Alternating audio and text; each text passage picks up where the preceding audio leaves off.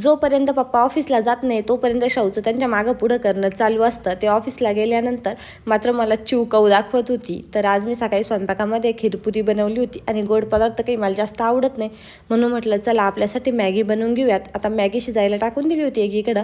तोपर्यंत छोटी मोठी कामं आहे किचनमधली ती पण आवरून घेऊयात म्हटलं. आता सीताफळ पिकलेली का नाही ते पण बघायचं होतं आणि थोडंसं सामान होतं ते पण सोडून ठेवायचं होतं. तेवढं काम करता करता माझी मॅगी पण होऊन गेली. आता मस्त गरमागरम मसाला मॅगी एकटीने निवांत बसून खाल्ली, कारण की आता श्रावा झोपलेली होती.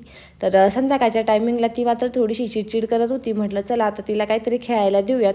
आमची चिव गाडीवर बसली की पडून जाते, म्हणून मग आम्ही डायरेक्ट तिला बांधूनच टाकली होती.